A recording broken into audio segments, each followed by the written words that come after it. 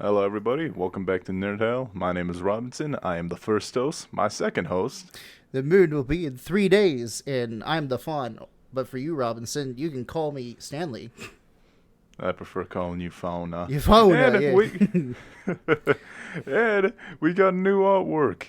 So, Hell yeah. for those of us who've been with us since day one, we've been using the generic stock, terrible artwork for our podcast. But now, thanks to the lovely artist Mia, I'm not gonna give out the last name yet Yeah. because I haven't discussed with her. Yeah. But we got a new logo. So for new viewers, if you're watching this, it's the logo you've always seen. Beautiful logo, TV with fire inside, which signifies how we're always feeling. Oh, yeah. So, Well, so one massive thank you to Mia. Thank you so much for the artwork. fuck yeah. No, she's super talented, so I knew that there was going to be really good. Or at least something, Yeah. right? I knew it was gonna be something. Yeah. I mean, that's really only I can say, because I haven't seen Mia in years, but whatever. Well, Recently, she found a stray cat she just found a stray and cat. brought it home. And brought it home. Yeah, Okay. brought it home. And is she taking care of the cat? Is she doing, Oh, responsible? of course she's taking care of it. Not sure if it's gonna stay in the family house, but we'll see. Okay. Always room for another pet in that house. Yeah, man. I think that's fine. Okay. Speaking of pets, we've got some. I've got some exciting news for myself. I don't care if anybody else is interested. We'll talk about it later.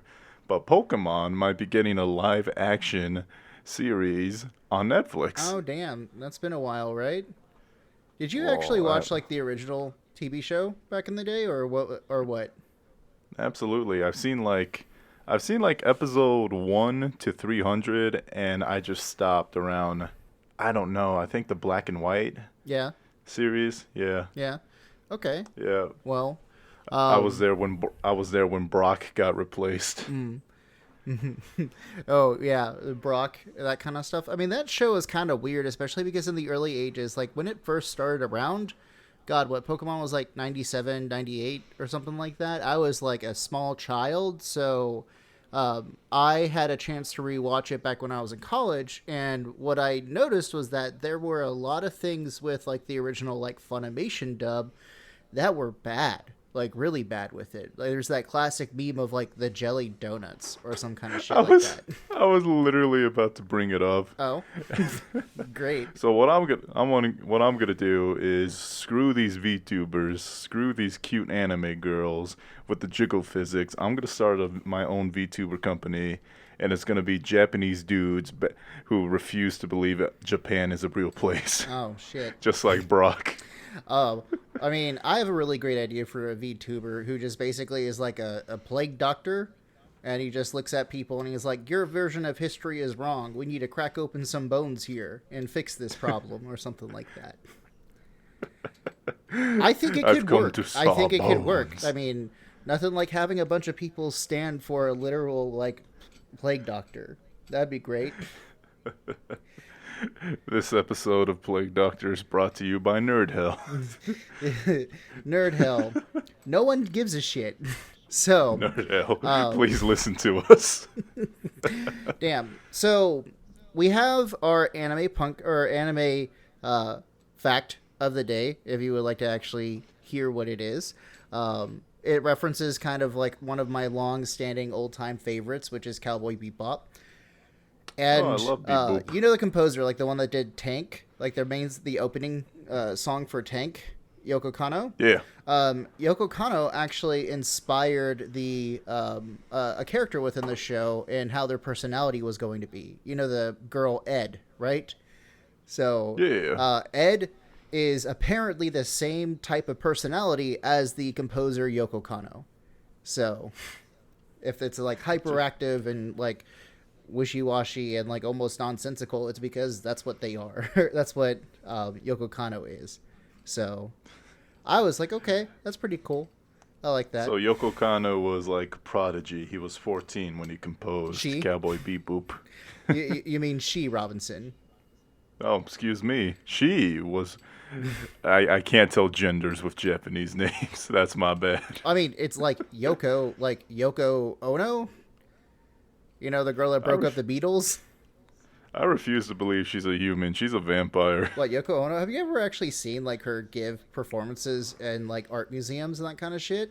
She just No, stands I have. there and she just fucking screams and wails into the microphone, and then people around her start clapping like, "Oh my god, it's so brave. You're so good. You're so talented.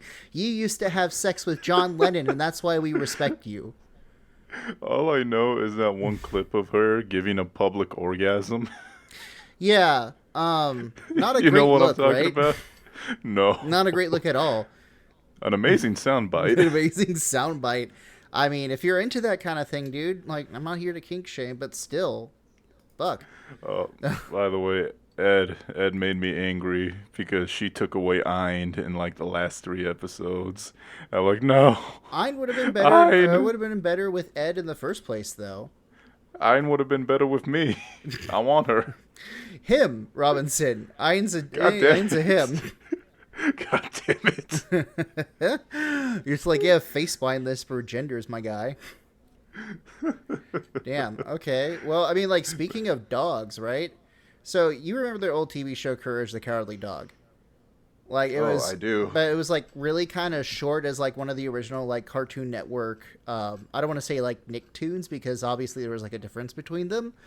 Um, But it was that golden era. but it was like the golden era of like Cartoon Network. Like it was between 1999 and 2002, like when you had like Ed, Edd n Eddy and Courage the Cowardly Dog and like Kids Next Door and all these other I was kind of things coming I out. wasn't allowed to watch Cartoon Network because my mom watched me watch an episode of Ed, Edd n Eddy, and she's like, "Oh, this is gonna screw him up." Oh God, yeah. Well, still, like the whole thing is though that apparently the voice actress Thea White, who voiced Muriel, the woman that was like found courage and adopted him and like gave him a home and that kind of shit. She passed away yesterday at 11:05. Oh, that's terrible. Yeah, her brother John Zitzner posted on Facebook that she left at 11:05 after having a bout of liver cancer. So, dude, do you remember any of the episodes of Courage the Cowardly Dog? I remember that they scared me. That they But I'll be scared you? Yeah, but I'll be completely honest. The Return to Slab episode, which everybody says is like the scariest of them all, didn't really get to me. What was the one that scared you as a kid? Because I know that you said That like one, all of that them. one with like, yeah, but it was like that one where Eustace like, I forget what it was, but like aliens came. And like Courage was able to kick them out, but Muriel's like, where did Eustace go? And he was taken by the aliens, and that really What freaked me you out. mean, like the chicken one? I think so, yeah. Because that's like the pilot episode. I think you can find that on YouTube. Ooh. Yeah, because I think I'll the look it up, chickens like yeah. were turned back, and like they try to turn them into like chickens or something. But I gotta say, you know what? I should watch it now as an adult because I remember even back then liking the different animation styles, which is something that I don't think many shows do these days. Yeah. Where like for every monster, every creature had a different animation style. Yeah. But one theory I really liked about Courage is that it's not really monsters. They don't live in the middle of nowhere. It's just a dog's perspective, right? Right. Because Courage is a home dog, right? He doesn't go outside much, so of course he's in the middle of nowhere. All these people, they ain't monsters, but you see how dogs react when somebody comes over. Well, Like they hear that doorbell and they go into kill mode. you sure? Because what is it? My dog is just he don't give a shit. He just wants scratches. That's it. Yo, are those my Uber scratches? Those are his scratches. He ordered them special. Dude, I don't So know. what's your experience with Courage then? Because you were definitely in the better age range to watch that. Yeah, because the show came out when I was 9 years old, and I remember it being like, "Oh, this is a new Cartoon Network premiere," and it was on like this old time like Cartoon Network. I'm trying to remember here the like block that they had on Friday nights, and they had like this new one on there, and it was that chicken episode, and I was just like, this is fantastic. This scares the fuck out of me. And then I didn't have nightmares, and that's how I knew that I liked it. Because I was like, dude, this is a good show. I remembered the whole thing about like Muriel in the first place. As a kid, like I just was kind of taken aback with how Muriel as a character was someone who was just like unapologetically kind to people. Like you saw people with like these fucking deformities, these like hideous looking monsters, right? And she was still just kind of like, you want some fucking tea? Like a Scottish old lady. And just, being kind of like nice to people. And it was one of those things of like, I sat there and I was sitting there this morning after I had read the story, and I was like, you know what? I think we should have like more just overtly empathetic characters in children's stories. I think a lot of them are just really just a lot of fart jokes right then, which is probably, my only boomer take of this time. But still. But I mean, like, look at the difference in the cartoons between like Teen Titans Go versus the actual like original Teen Titans. Back when Cartoon Network was in that quote golden age, like Teen Titans, I remember the first ever actual like experience I had with like J-pop was the Puffy Ami Yumi like introduction song. And like Cartoon Network did like this whole thing where they were just building up this like group from Japan, these two girls from Japan, to be kind of popular in the United States almost artificially, right? But it worked because I was more interested in knowing like what like their music is and their songs and that kind of stuff. But then again, I was like, what, 10, 11, or 12 or something when that show came out? Jesus, when did the original one come out? Do you remember that one? Yumi Yapalooza? What? Puffy Ami Yumi. Dude, are you listening to me? I was listening, but I don't think you are. Never heard of that in my life. You've never heard of it? Yeah, so it came out like in 2003, right? So the two girls... let me see if I can find an image of it, then it might jog my memory. Yeah, what is this? Like the original OP for it, but the original Teen Titans, right? So not like the cartoony stupid shit, right? Like it was like an actual DC superhero kind of thing. That was like your first experience with seeing like Robin and Starfire. Like the first time I'd ever saw Starfire as a DC comic book character was on Teen Titans, like way back in 2003. And so, and then you look at her in the comics and she's wearing like a sling bikini in some of the older comics, and you're just like, I can see why. They changed this. So yeah, I was pretty interested. Did you So yeah, I googled Puffy Ami Yumi. Yeah, I've never seen this before. You've never seen this before? You haven't even seen have you even seen the what is it, the opening for the original Teen Titans? No. Oh, okay. I have seen the opening for the original Teen Titans, of course, because I've seen Teen Titans. But I'm just gonna say Puffy Ami Yumi looks like Japanese Lizzie McGuire. Oh, they just look like Japanese. I mean, it was like what, the early 2000s? Because I think the Lizzie McGuire show was also around that time too. Oh, I'm just saying, like, it looks like they have that like blend of live action with like an animated persona. Yeah, no, they totally did. Yeah, that's what I mean by that. And this was kind of like around the same time of like the Lizzie McGuire show too. So it was like 2001-ish, right? But different stations, because that was like whatever, but still. Yeah, dude, like Cartoon Network was like the best back then. But I think the episode that got to me the most, especially from Courage the Cowardly Dog, because I went on a fucking rabbit hole. Holy shit. The thing that I remembered the most was the episode that there was this guy who was like really like fucking ugly.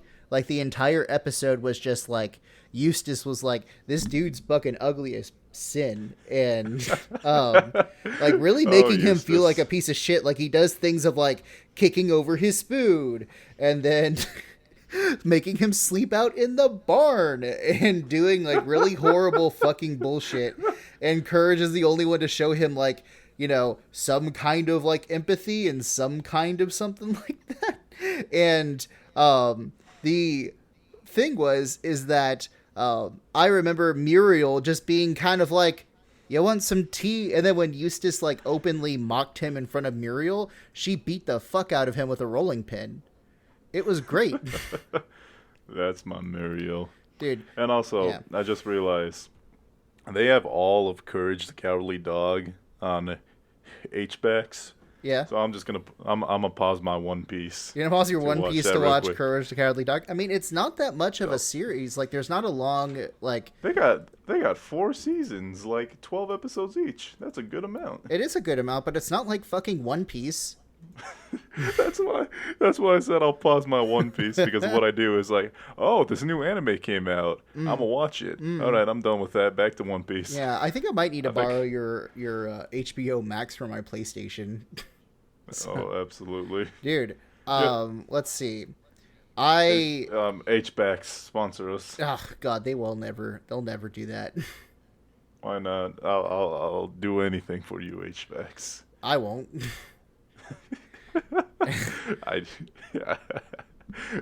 I, I left my dignity the moment I started working for Golden Chick. Oh my God, dude, I remember that time too because I drove you to work a couple of times and you were like, "Well, time to go into my slave labor and your slave wage and get that kind of stuff." And I was like, "Robinson, no." And then you Bro. go, and then you were like, "Hey, can I get a ride back?" And I would like take you back to your house, and you would be like, "Chicken grease, man." I would actually smell like nuggets. I know, dude. Like, it's. Did you ever get like any compliments? Did like anyone in your family actually comment on that kind of thing? Oh yes, they wanted me to shower as soon as I got home. My dogs loved it though. I'm sure they did. I mean, you smelled like basically fried chicken. Who wouldn't want that kind of stuff? I was covered in fish batter. I had like gravy on my elbows. But I will say this.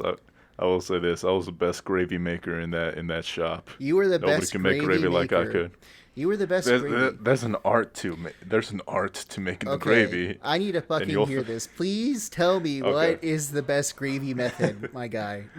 All right, so here's what you got to do. All right. And you got to be strong, right? Yeah. You can't be no 2-bit thug. You No. got to be the big Gugini when Yeah. you make this, right? Better than So what you Guichi. got to do, exactly. So what you got to do is you got to get what's the word? Pitchers? Yeah, 2 pitchers, and you got to fill it with steaming hot water. I'm talking steaming hot. This can't be cool. This can't be lukewarm. This can't be baby bath water. This got to be like boil a lobster water, all right? And then you get the gravy mix, all right? So you pour the first one in the big bowl, right? Yeah. And then you pour the gravy mix into it, and then you start mixing.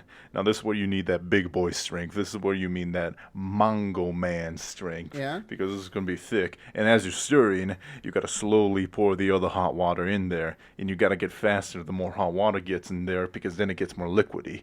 It wants to become a liquid, but you can't let it become a liquid. You need it to be thick. So you need to keep stirring with that right hand as the left hand slowly pours. And just keep going faster. You can't stop. And when you're done, when you're done, you drink it. Damn, that was a journey. Felt like you were narrating a pornography, Robinson. And, Like, what and now the you know fuck, what? dude? What kind of relationship do you have with gravy, my guy? Like, It's not just gravy. It's all food. it's all food. I Bro, mean, still, I remember love- when you were like making like quesadillas, and you were like, "I got to use the quesadillas, and I got to make them like with this because they're just not authentic, Mexican quesadillas if they don't have this." And I'm like, "Okay, dude." Like, I get it. I respect game respects game. You have the outlook on like making food that I have for mechanical keyboards, which is like, no one really cares, but at least yours you can eat it. Mine just, it's plastic. That was so funny too, because that was just a fundraiser for Anime Club. Yeah. And I'm there. Somebody let me borrow their hair tie. I'm like, all right, so what you want to do is you want to spread mayonnaise on the outside layer of the quesadilla. Not for flavor. This is just going to make sure that it doesn't burn. It just gets nice and crispy. All right? And then, if you want it for flavor, you put it on the inside. But if you don't, then just get a tiny bit of cooking oil. Just a tiny bit. Put it on the back of the spoon and put it on the inside. That way, the cheese doesn't like get burnt into the tortilla. That way, it's like, ooh, it's nice and gooey, and it like comes right off. Okay. Oh Yeah. Hey, God, I want to eat. dude, 100%. Mexican food's dope. I mean, what do you think? Like, it's one of the reasons like I'm very like cautious to leave Texas, because Mexican food No, kind of is pretty good here.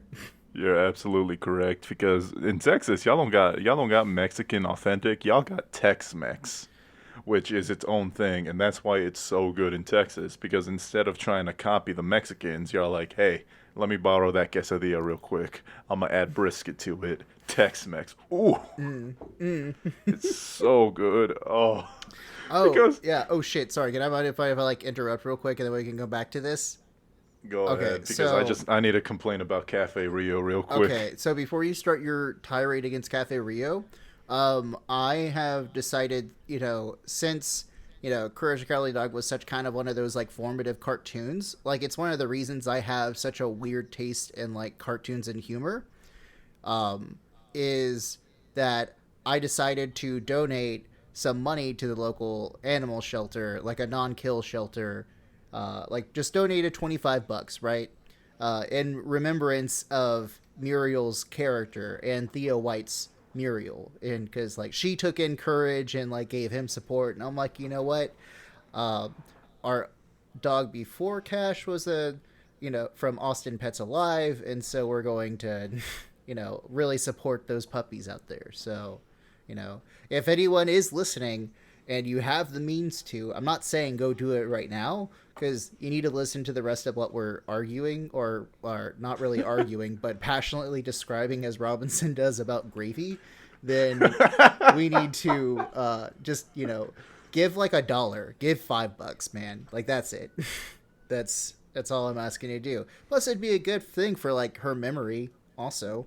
So, That's actually a fantastic idea. I'm gonna donate $1 because I am very broke at the I moment. said if you have the means, Robinson. I don't mean like actually bankrupt yourself to plan the economy, my guy. Like that's not what we're asking for. Oh my god. So I want to No. hear this rant about Cafe. What is it?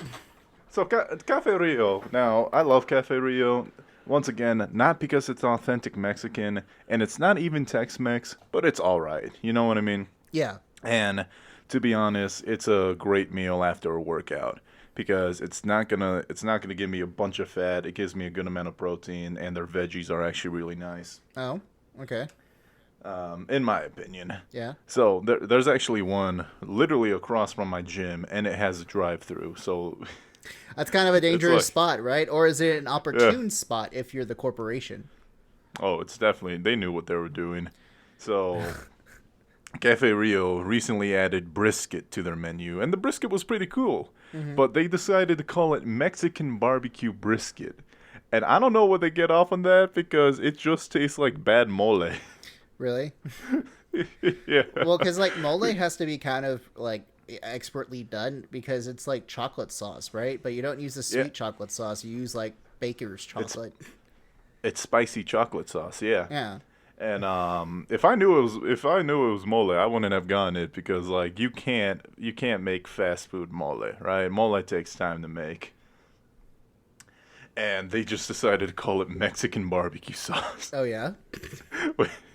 Which was kind of stupid. I thought it was just gonna be like barbecue sauce with maybe some mango habanero or something like that, like a little spice, maybe a little sweetness. But no, it's just like really subpar mole.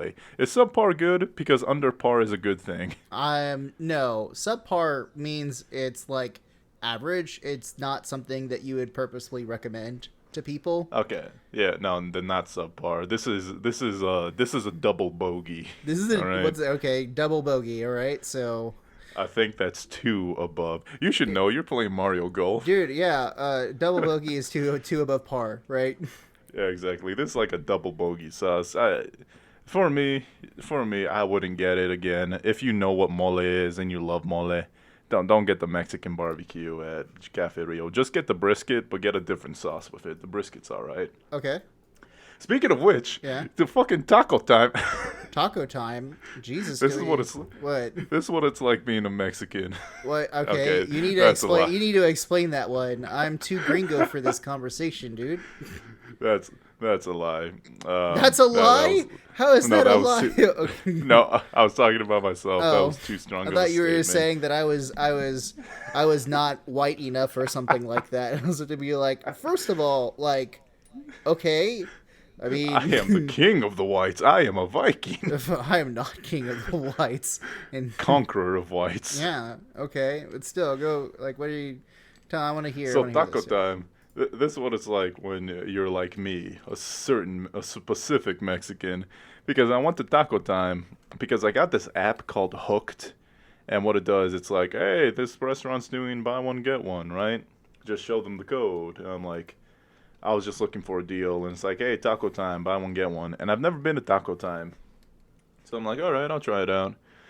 So I forgot what I got, but I remember the first time I came up and it had this item called Mexa fries, Oh, right? okay. So I'm assuming Mexican fries. Yeah, I'm like, what could that be? yeah, Because Mexican fries are just regular, like papitas, right? They're just French fries. yeah. So I'm like, what are they gonna do to these fries to make them They were tater tots. They were tater tots. The Mexa fries were tater tots. Okay. So the Mexa I fries don't. were just tater tots, but did they add anything special, like actual No. spice to them? No, no. They were good tater tots, but they were just tater tots. They were okay. I feel like that's kind of that's disappointing. It- That's really disappointing. It was. So I love tater tots. Sonic chili cheese tater tots. They could kill me and my family, and I'd say thank you, Sonic tater tots. I thank you so much. That's how much I love them.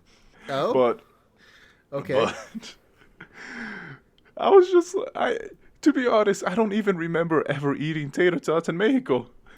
And then I asked my mom about it because like I can't say that I'm like the authority Mexican, right? Like I was born in Mexico and came to the US like Yeah. when I was still a child. My mom, she was born in Mexico and came to the US as a full-grown adult. Okay. So, she knows way more than I do. And I asked her, it's like, hey, are there any tater tots in Mexico? She's like, what's a tater tot? He's like, I had that- no idea. Yeah. Yeah. She knows what they are. She doesn't know what they were called. And she's Oh. like, oh, I don't even think we have a name for those. Oh. Okay. So I'm like, why they call them Mexa fries? Just say tater tots. Ah. Well, Uh, I mean, because, for reasons, I guess, is the name Tater Tot actually copyrighted? Because it could be copyrighted. Don't get me you know wrong. what? Yeah, it You know could what? be That's actually copyrighted. amazing. Because, like, I learned recently, like, two things. One, Band-Aids aren't called Band-Aids. No, dude. No, Band-Aids is a brand. Same thing with Q-tips. They're Right. not called Q-tips. They're cotton swabs. But Q-tip is a brand. Right? They've dominated the marketplace so well that they've become synonymous with that product that they build. Yeah, exactly. All my life, it's always been Band-Aid, Band-Aid, Band-Aid. Yeah. But no, that. Here's a funny thing. I learned this about a week ago, and even I don't remember what they're called. I only remember them as Band-Aid. Adhesive bandages. That's what they are. Oh, okay. Yeah, that's what they're called. Adhesive bandages. You know what? That's amazing. They literally just swapped around the words and shortened them. Okay. Interesting. Uh, I don't know.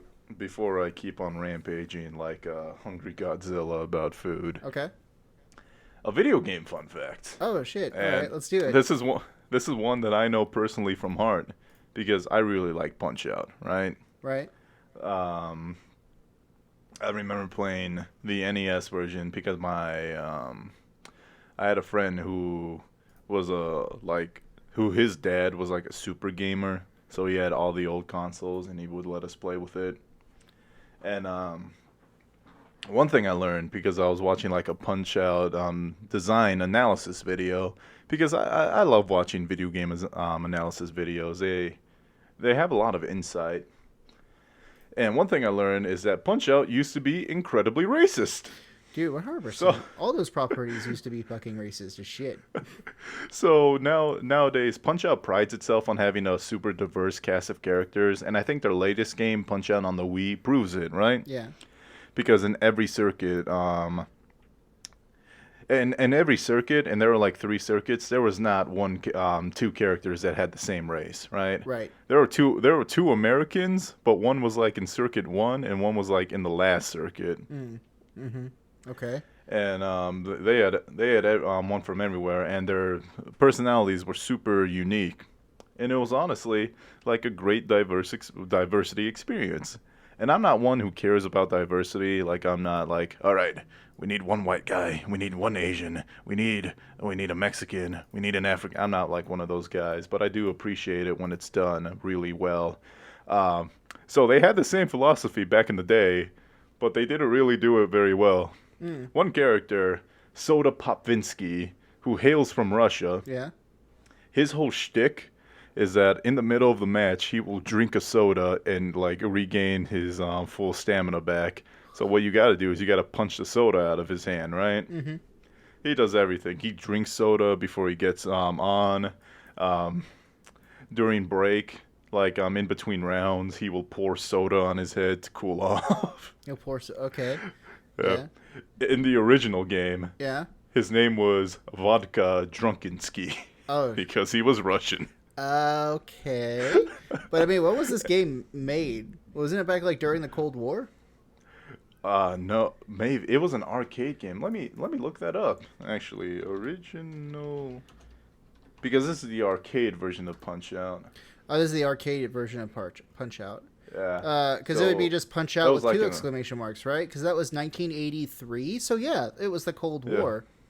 Yeah. So Vodka Drunkinsky. I mean, yeah, they didn't give a fuck about like insulting the Russians. I mean, the communists. Oh, and also his skin in his in-game sprite was pure red.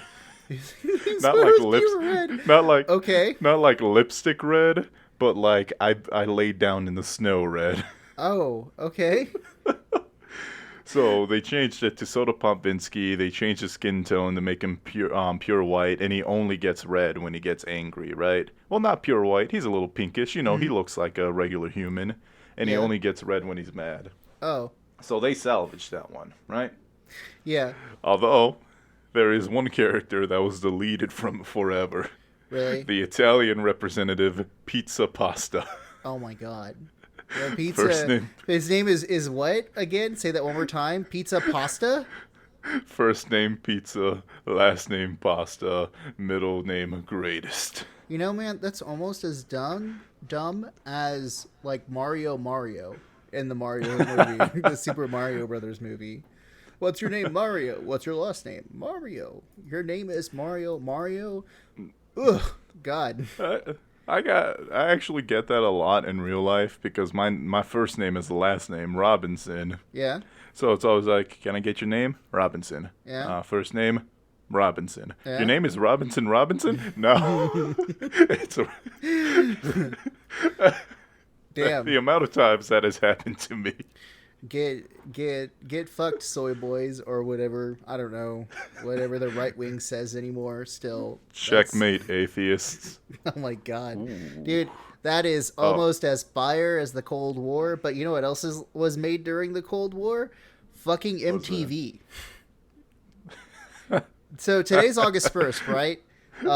We are sadly 2 days or 2 months. Before we continue, we're at 30 minutes. Let's take a quick break. Thank our sponsors. Come back. MTV created during the Cold War. Great. That's it. All That's right. the Yeah, news that's story. fine. Yeah, we can do that. Okay. All right. See you in a minute, folks. Bye. So MTV started in the Cold War? Yep. MTV started in the Cold War. It was 1981, and it was, it's 40 years old today.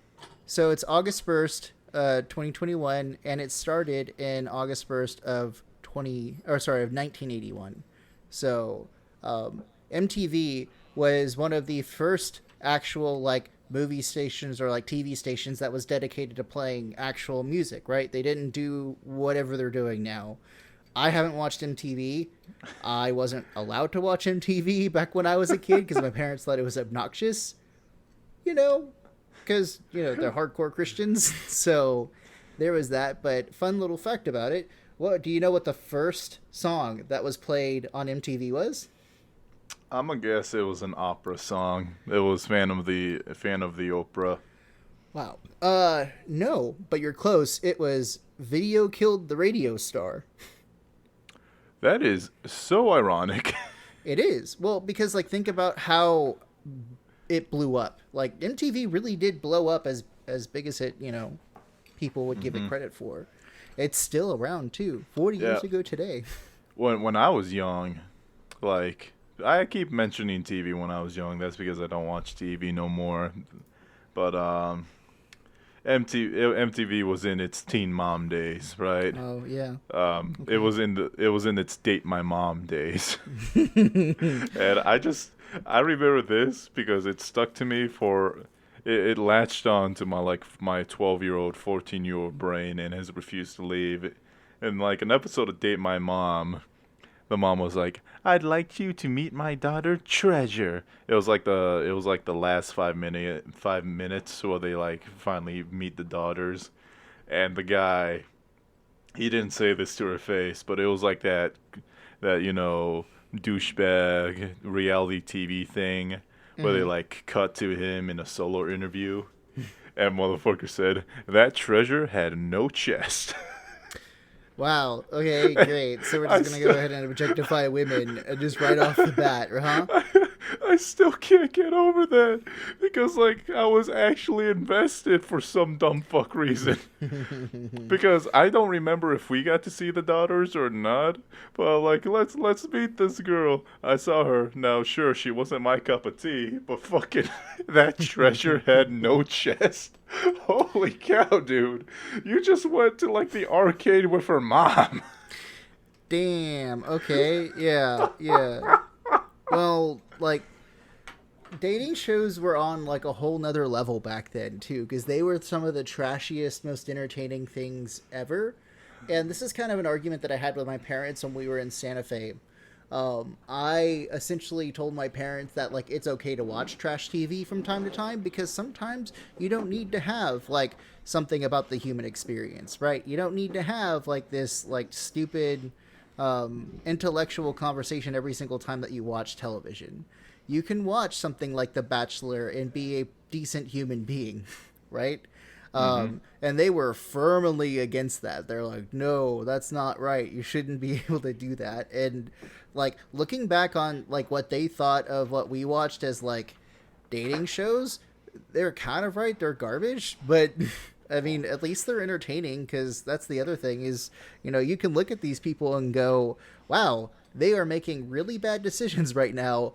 I'm glad I'm watching this so I don't ever have to make this decision like these people. Two things I want to bring up. Okay. And they both have to do with dating shows. Do you remember Flavor Flav's The Flavor of Love dating show? Yes, I do. I do remember Flavor Flav. There is also that Bret Michaels one where he was like the poison guy from the 80s that no one remembered, and they're like, okay, cool. So in The Flavor of Love, a woman shit on the floor. In The Flavor of Love, a woman shit on the floor. So okay. Basically, all right. Basically, everybody was. You can find this on YouTube. This is how I found out. I found this out like a year ago. There was just a turd on the floor, and everybody was freaking out. Oh my god. Oh my god. To find out who did it. Oh my god. So dude, I just that's wanted to so bring that up. insane. Like, I feel like you have some kind of, like, either you are really committed to the bit, because all reality TV is fucking fake, or you have a mental illness, right? So like, what I think it was is like bad on camera conditions. Like, no, you can't use the bathroom. We're filming, And then like she just got super desperate. But yes, also correct, because to be honest, I can't even pee myself if I tried, right? yeah. Like Okay. it's just like such a human reaction, where it's like I don't know what it is. Like I couldn't do it if I wanted to. You know what I mean? Right. So you have, like, And something against, like, you're like, I'm not sure I could do it. Yeah, exactly. So you got to be in a rough place in order to take a shit on the floor of a house where you know there are cameras. Yeah. God. Okay. Wow. So the second thing I wanted to bring up Yeah. on Australian Bachelor, Yeah. um, this guy comes up. He's like, "Hi, my name's Blank. I'm an astrophysicist or something like that, right?" And the girl goes, "Oh, well, I'm a Gemini." Okay. And then it cut to that thing where it cuts to him in the solo interview, and he is at a loss for words. He doesn't know what to say. He's like, Oh damn. Yeah. Okay. Oh my god. Oh my god. So speaking of like foreigners, right? If have you ever seen the show? Is like you probably haven't, right? Because this is a really neat show. It's called Park de Ride.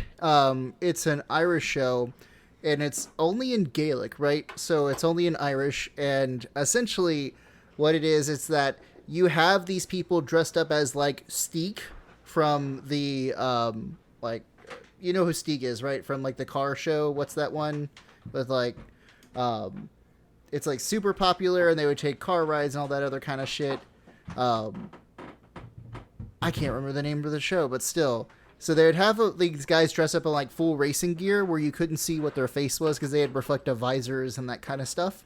But they would drive their own personal cars, and then the woman at the beginning of the show would go snooping around like the car, like at the beginning, and then she would like have a drive with him and interact with him, and then she did this for 3 people, and then she got to choose one driver, right, that she liked, and then the man could like either use the money that the TV show would give her, like 200 euros, to give her like a really fancy date, or he could take a $200 voucher for car parts. Yeah, so You choose, Spider-Man. Right, and so just like it is fantastic, but it's all in Irish, and if you've never heard what Irish sounds like in your life, it's basically like it's drunk people trying to speak English with an Irish accent, but it's fantastic. It is a fantastic show, and I feel like we should bring that here. But there was this one where like this lady, she was just like, I'm going to choose number 3, and he walks over and sorry, number 1 or something like shit like that, and the guy walks over, and this is like the season 1, right? So this is the first time it ever happened. He chose the car voucher instead of her because she was acting kind of bougie, kind of like princessy, and he didn't like that, and he was just like, fuck no. Good for him sticking up for himself in his car. Also, Yeah, dude.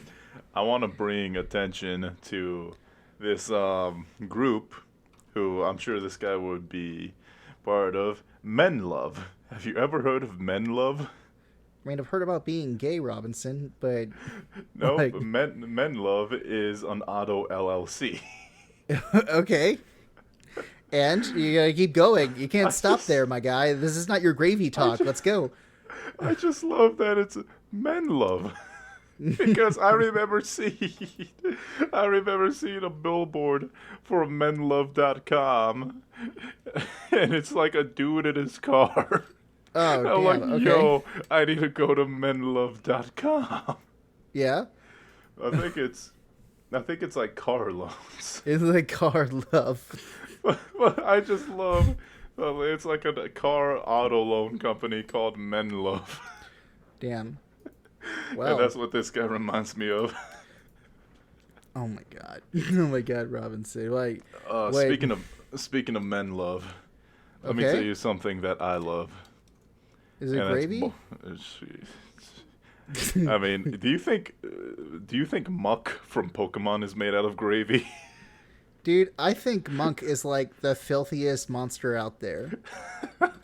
Dude, I think Monk is like one of those people of just like, he looks disgusting, but he's like a talented pianist on the inside. Wait, are we talking about the same? Are we talking about the Pokemon Muck? Yeah, dude, because he's got those Okay. hands. He's got Okay. fingies, doesn't he? So he could just play He those do got sticky fingies. fingies on that piano. So, I turn the ivories to blueberries.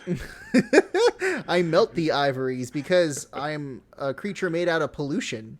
I am a poison type. Isn't that kind of funny how interesting our society is that we've just kind of accepted pollution to the point that we created a Pokemon that is basically human pollution that became sentient? Are you talking about Muck or Garbodor? Because Dude, I'm Garbodor talking is about... literally a pile of garbage. I think it's Garbodor. I can't even say Pokemon names. Dude, I am not sure because, like, Yeah, here's the thing. There's Garbodor. so many goddamn Pokemon now. Like, back when it was like 151, I could keep track, but now it's like, after the third generation, I was like, I don't know if I can follow along anymore. I know they're good. Although, I will say, the best thing to come out of Pokemon Sword and Shield was the Pokemon that was a Corgi, basically. Yeah, Yamper. Also, Yamper. I sent you a photo of Garbodor. It's literally a pile of garbage. Yeah, like, it's just a pile of garbage. Like, it's a monster. So if Muck is made of gravy, then correct, because turns out that Netflix is gonna try making a live-action Pokemon series, and it's gonna be developed using Joe Henderson, the guy who made Lucifer. Yeah. Well, he wrote and he is the executive producer to, no, he is the co-showrunner and executive producer to Lucifer. Okay. All right. And No, they're he is making this Lucifer. Pokemon show, right? So So they're making a live series Pokemon, and it says I'm getting my source from Variety. It says that it's going to be akin to Detective Pikachu. I hope they mean that only in art style, because I love the Detective Pikachu movie, but there's really not much you can do with the storyline. no, dude. I would much rather prefer, like, to be honest, if they remade Pokemon Indigo League, but in live action, I would love that. Give me Brock, give me Misty. I'm pretty sure Misty, like live action Misty, is gonna cause a whole lot of, a whole lot of coming of age stories. I mean, but do you really think that that could happen though? Especially I now. want it to happen. It's probably. Wait, what do you mean, especially now? Like, we just had the Me Too movement and all this other shit, right? Didn't we not a couple episodes ago talk about like sexual harassment at Blizzard? Is a girl in Daisy Duke's sexual harassment? Well, I mean, isn't it kind of objectification? She is a swimmer, though. Her whole aesthetic is that she's the water trainer Pokemon, so Yeah, it makes but sense that just she because dresses you- like that. Okay, but just because you're a swimmer doesn't mean you dress like a slut, dude. Hey, Misty's a very kind woman. We're I talking think. about the I same forget. Misty that screeched her way through the first season of Pokemon, right? Yeah, she also punched Ash a lot, and she hates bell peppers. Yeah. I remember that. The things you remember from childhood. Yeah. No, Oh, yeah. dude. Like, No, I I don't know remember if you... now. Ash stole her bike and got it destroyed by a bunch of Spearow. Right. So the thing that I'm kind of approaching here, Robinson, is that could you actually damn it. do something like that? Like, make an actress wear Daisy Dukes with suspenders and essentially a bra top and, you know, be able to do that? Because they went so Alright, far as to yeah, I get what you redesign mean. Lola Bunny. I get what you mean. Also, I didn't even notice a difference with Lola Bunny, to be honest.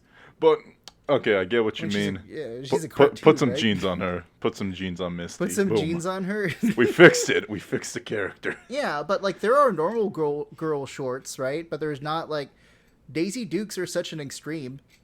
Like they're. I mean, they're you pretty... can you can have Daisy Dukes down to the knees, or are they no longer Daisy Dukes at that point? No, they're no longer Daisy Dukes because Daisy Dukes are like they are essentially your pockets are hanging out of them. Oh, okay. Then scratch what I said. Put her in jorts. Put her in jorts. Okay, yeah. Absolutely. Put her in jorts. Okay, great. We'll put her in mom jeans, right? Mom Put- jorts. Put her in Jinko jeans, but then cut it off at the knees. I just might as well give her a denim dress. Shit. Okay. The yeah. water trader from Ceruleum, Misty, and she comes out in a cocoon of denim. So Great. honestly, back to the live series. Right. I would instead of like a Detective Pikachu storyline, I honestly would prefer just a tournament storyline. You know, a trainer doesn't even have to be Ash, doesn't even have to be red or blue. Hell, it could even be like the characters from Sword and Shield. I don't even remember their names. I just know that they're very British or Irish. It's the European English aesthetic. They're very much British, my guy. They're Okay, that's super what it British. is. Yeah, Yeah. the English European. And I would just love that. Kid gets his Pokemon, starts training, gets into hijinks, meets up with Team Rocket, and I know it's Netflix. I know they're gonna do this. I don't want them to do it. They're probably Mm. gonna make Team Rocket really gritty. I just Mm. want Jesse and James, but Mm-hmm. live. That's all I Yeah. want in my life. Bring him in. Damn it, he died. I was gonna say bring in the dude from Lazy Town, Robbie Rotten, and whoever the pink-haired girl was. They would be perfect. I actually never saw that show. Lazy Town? No, I never saw Lazy Town. It Oh, was I after watched it. it was after my time. That was my time. That was like when I was the prime age because everything we That talk was about, that was everything my time. because usually everything we talk about was before my time because I don't know why or how I just kept getting into older stuff. But Lazy Town, that was definitely like I was prime audience. Yeah. It was basically a TV show where everybody was puppets except for the three ones, Sporticus, Robbie Rotten, and the pink hair girl. I keep forgetting her name. But it was talking about like staying fit and healthy. Like that was their message because Robbie Ryan was lazy. He was basically Waluigi in real life, right? Mm-hmm. And Sporticus was Mario. That's all it was. Yeah. Um, I Fantastic actors though. Rest in peace, Robbie Rotten. Yeah. Yeah. Okay. Well, God, what is it? There. Speaking of like, because that reminds me, you were talking about how this show is basically working out. Did you know that there's an anime where it's essentially like this guy joins a fitness club? And like all the members are really cute, fit ladies. Yeah, it's Yeah, like because dumbbell nani kilo keep motoru. Yeah, I keep seeing the ladies everywhere I go. you keep seeing like I where are just you seeing these? What gym are you going to that you're seeing these ladies, my guy? I'm talking about anime. I'm You're talking talking about about the Twitter, anime. the Twitter gym. You remember the Twitter gym? I mean, Yeah, well, it's where you like lose basically the muscle. Power Rangers of like lifting, right? So you got the blonde girl, you got the silver hair girl, you got the black haired girl, and then for some reason Japan has a redhead in them. So They all have tan lines and they all have great abs. dude, like that's a goal, man. Anyone who gets abs, like kudos to you. You have a level of commitment that I have for other things, and apparently it's really difficult for me to transition that to working out. But I've Jesus, already, I've already decided. I've made the decision that I'm probably never gonna get abs because I'll change my diet, but I'm not gonna. I don't cut out the junk food. I still eat junk food every weekend because like during the week, all I eat is protein shake and rice and chicken breast, right? But as soon as that weekend comes, or as soon as somebody's like, "Hey, you want to get something?" I'm like back at my like literally yesterday at Del Taco, I got 6 crispy chicken tacos and carne asada fries. yeah, So yeah. I've already accepted that if I ever get super buff, I'm gonna look like a strong man. I'm not gonna look. I'm never gonna be cut. Great, great. Well, I mean, hey, if that's what you want to do, if you want to eat some shit, then go ahead and eat some shit, dude. Like Bro, that's your right as American. If you decide Robinson tomorrow that you want to go to McDonald's every single lunch and every single dinner and every single breakfast and balloon up to 400 pounds and die when you're 32, by God, you're right as an American to do that. you know what? I'll do what modern like I hate using this word, but I'll do what modern influencers do. And since it's so old, I'll redo Super Size Me. You're just gonna do like supersize me. But you should do a different one, right? You should do Taco Bell. Okay, yes, hazme grande. Instead of Hazme grande, Bell. live mas, right? Live menos. Live mas, mas Robinson. Mas, Yeah. mas body, mas food. You know what we So, should do at the end of our shows is have like arguments, right? what do Or you want any to like argue about? We I don't already know, dude, argued like about Daisy Dukes. yeah, we already argued about Daisy Dukes. Christ, I don't know. what is the most offensive thing that you think that actually could be remade in our modern day times? Oh my god, I don't even want to say it because I have so many jokes about that. Alright, so quick disclaimer, nothing I say is real. Everything I've said is a joke. This is a Well, it's in a character. game, This is right? We're parody. talking about in a game. And This it is also not it also happened in Minecraft. right. Uh I swear so one thing I respect about Warner Brothers and because I had a cool history teacher in Texas.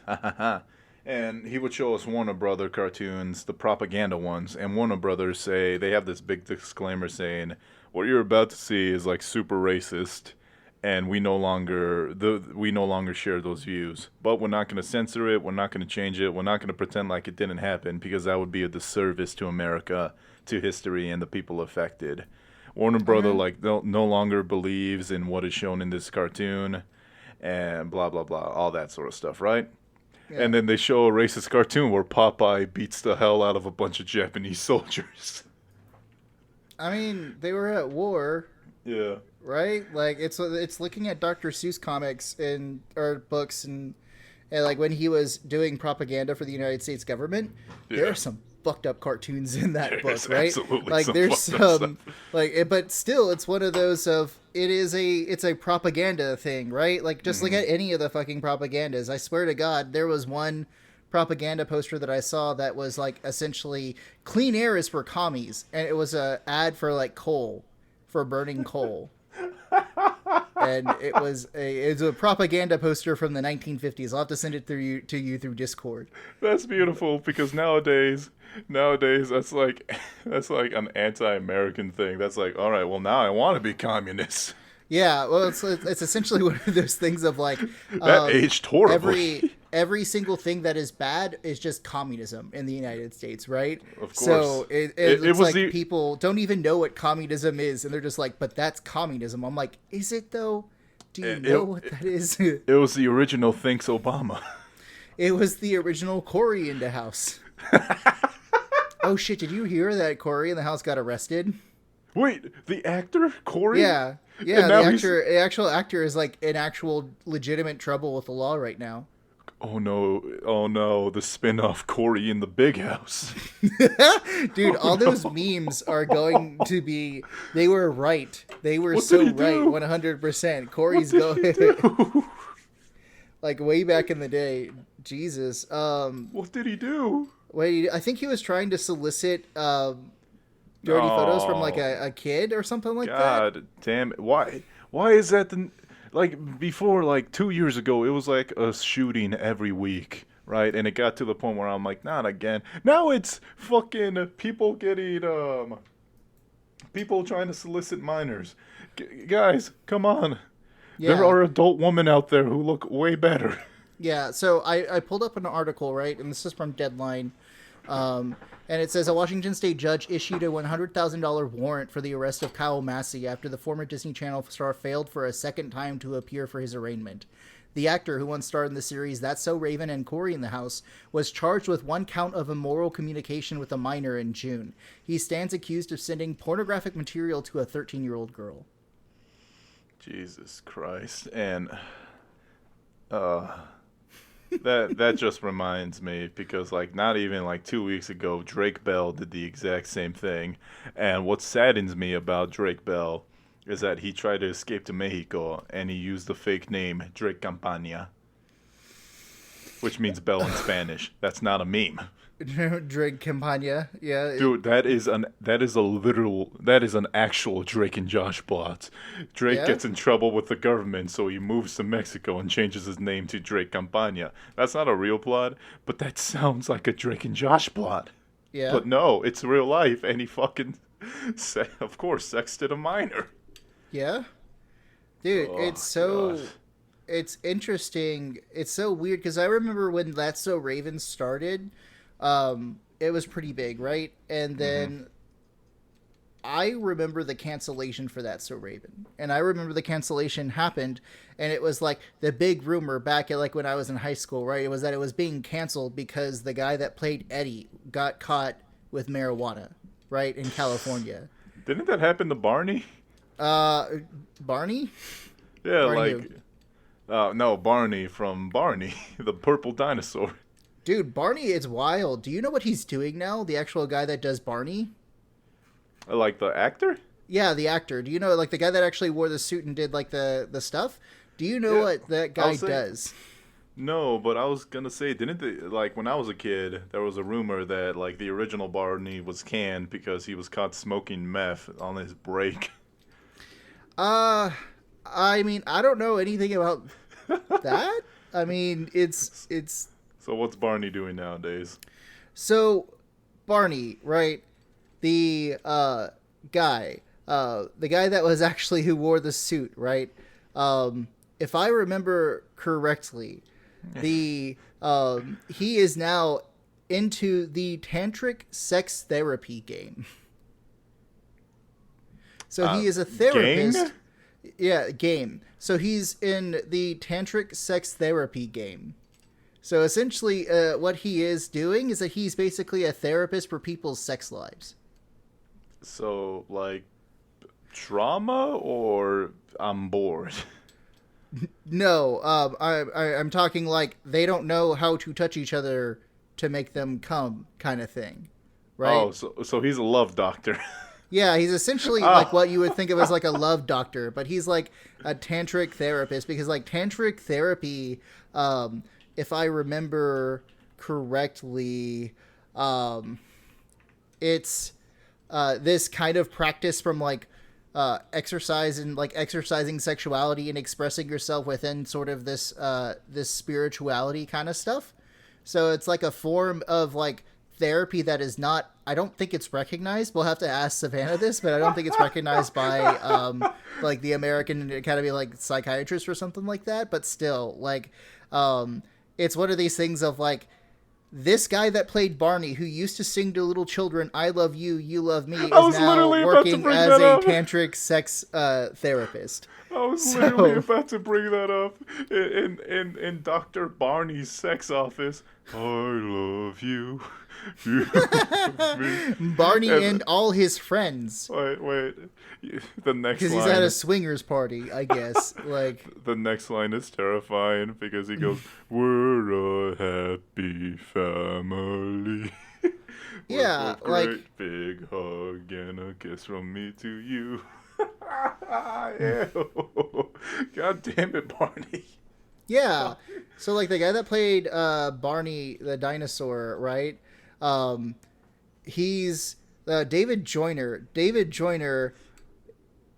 It's so weird because kind of reading up on him, like the dude is, I mean, honestly, dude, if he's doing well with that, more power to you, right? I'm not here to kink shame you. If you want to go have fun, go have fun. But fuck, dude, it is such an interesting thing to understand that your career may not be your career for your entire life, and that this guy went from being a star, because he did obviously Barney and Friends, Barney in the Backyard, but he was also an actor on like Crossing Jordan or ER, or took like minor parts and that kind of stuff. Huh. I mean, like, and then he just decided that he's going to be like a sex therapist. Oh, the other thing that he has credited with is that he was on Scooby-Doo, Curse of the Lake Monster. He was the sinister clown. So dress for the job you want, you know what I mean? dude, 100%. Like, he's getting out there. He's living his best life. Like, it's one of those of just, you're creeped out because he used to do a children's show, but then you realize he's a 58-year-old man who has the ability to make these decisions because he's not like a dinosaur, right? Are we more upset that a imaginary dinosaur is decided to like go into that kind of business? No, why not? Why would that be a thing? I'm just upset. I'm not mad with him. He can do what he wants and do who he wants, which is what he's doing now. But yeah, I remember having a Barney plush. Yeah. I'm glad I still don't have it because I don't think I could look at it anymore. Right? You don't know if you could look at Barney the same way? No. Well, God, it makes good thing eh. I haven't watched an episode of Barney in like 14 years now. Dude, I haven't watched Barney since like the '90s, so Oh, like that's the thing. But Jesus. well, dude, I actually I guess I need to answer my own question, don't I? Right? Of Oh, like, what do because I think yeah, is the most like and obscene thing that they could actually do? So and you're I've never saying that, finished. So, it wasn't the Warner Brother thing, yeah, because that was a lead up. Because okay, so long story short, Warner Brother does not try to hide what it did in the past and allows you to view it, and they tell you that they no longer follow these views, which I think is fantastic. I respect the hell out of them. yeah. Remake Song of the South, Disney. Fuck you. Dude, Song of the South is fucked. It is so fucked. Like, I actually watched it when I was a kid, and even when I was a kid, I was just like, I don't feel like this is okay. Bro, but It was, imagine all the musical hosts you can have. Could you imagine? yeah. No disrespect to anybody. Like this is not coming from a place of hatred. But could you imagine Childish Gambino singing about being a slave in a Disney movie? No, I don't think that that would even really be an option. I mean, like, people lost their mind over there was this person who dated this girl, and they came out on social media with this photo opportunity. They did like a couples photo shoot, and the couples photo shoot was essentially them going from him being a slave to her being Oh a my god, white I saw that. princess. I Did you saw see that? That's so fucked too. they Like, I had was they had a slavery themed wedding shoot. dude, I don't understand that, right? Like, that's what because the whole thing though is that, like, I can kind of get what they were trying, like, on a level, right? Because I'm not going to agree with what they did because Bro, they're they still told a using story. slave imagery, right? They told But a story. they told the story about like how she set him free and that kind of thing, which is like a white savior complex if I ever fucking heard one, right? Oh So yeah. fuck that lady, her being that, and I'm sure he is, but still, it is slavery. Like, how could you think, just be like, yeah, this is okay, this is fine, I don't see what people could get mad about. Oh. I don't think it could happen. I don't know. I know, but I just wish Disney would stop being a bitch and be like, "Yeah, we did this, and we're very sorry." Yeah, we're releasing Instead, Song of the South from the vault, right? So the Disney vault, so you can now watch Song of the South. uh, featuring backup vocals by. There are so many talented black artists out there who have like very incredible voices who can lend their talents to this masterpiece. Yes, this masterpiece where one Oh of the my characters god. is literally named Tar Baby. That's what they called me at Golden Chick because I was always covered in chicken grease. No, Robinson. No, I know you're trying to. No, my guy. I'm taking off points for that one. You are -5 points, my guy. It's not a. TB for short. TB. No, we're not doing. We're not doing that either. You can say that's tuberculosis for all I fucking care, but still. Oh, is that tuberculosis? Yeah, TB is the initials for tuberculosis. All right. Yeah. Still, so you think that you want Disney to remake Song of the South? No, I don't. Like from the bottom of No. my heart, I don't. I just wish they would like do what Warner Brother did and say like, "Hey, we're not proud of this, but we did it." So, sorry. Well, okay. So here's my thing now is that we can't really watch this again, right? Because it's in the Disney Vault, so you can't buy it. And I'm sure there are like things on YouTube that you can go and try to find the movie parts for. I'm interested in watching it again, especially since like I have a master's in history.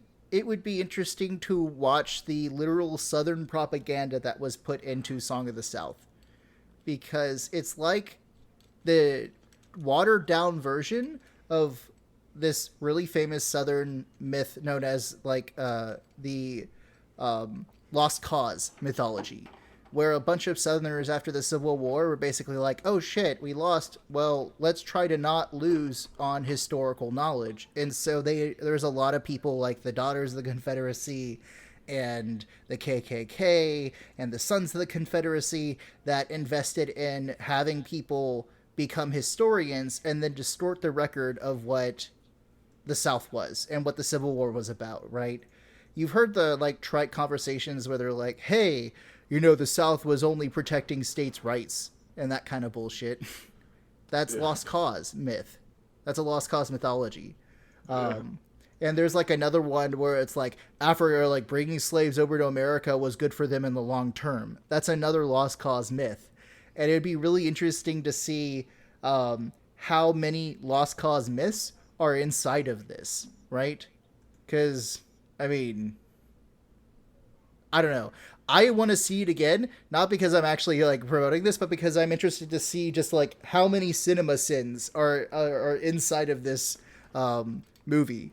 Because the whole premise is that it's like this Uncle Tom guy, right? Who's essentially taking care of this kid, and they're living on a plantation in the antebellum where there's no conflict. They're just on the farm. They're just working, my guy. I don't understand why you're getting so upset about this. They're having a good time. He said sarcastically. Still, I want to see it because I want to see how fucked up it is, right? It's like watching a car wreck. It's not because you feel like you really want to see it. You're just like, oh shit, this is kind of fucked. Yeah, you just can't look away. I know. You can't look away. And that's what the Song of the South is. It is Disney's car wreck. Mm-hmm. But only involving cars of lower class quality. So, anyways, so I'm going to stop talking. What's your thing? Yeah, what's my thing? I feel like they could remake Tropic Thunder, but they would have to do it gender bent, right? Like they did with the Ghostbusters film. So we still get we get Roberta Downey Jr. in blackface. Yeah, dude. Okay. But we get like someone, but we get the female actors, right? So we get what's Roberta. her name? No, not like Robert Downey Jr., right? But like get someone famous, like Kate McKinnon doing blackface or something like that. I don't know actresses. I don't respect them. I only know actors. That's a joke. That's not true. I don't know actresses in game, right? So in Minecraft, of course. But no, that honestly that would be funny because like the female Ghostbusters, it wasn't a good movie, but it was funny. It had some really good jokes in there. Yeah, like in comparison to the original, it doesn't hold a candle, right? But as a standalone movie, I'm not offended by it. I thought it was okay. People were offended by it? Yeah, dude. There was a whole bunch of people that were talking about how this was just like gender washing, and conservatives got really angry about it. I mean, I did like that they had like all the original Ghostbusters make a cameo in there. That was fun. Yeah, dude. Old ass Bill Murray. Yeah. Although I have to say, like, Chris Hemsworth did steal the show, though.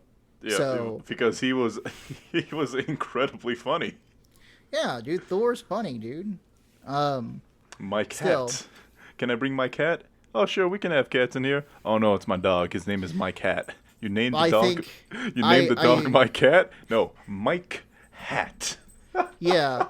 I am interested. I would be interested to see how they would do the remake of Tropic Thunder, but with all women, because the thing about Tropic Thunder was that when it came out, it was literally a satire on the entire Hollywood film industry, right? And that was the point of it. And people still got offended because they didn't actually go watch the movie. They just heard that like it was doing stupid things, right?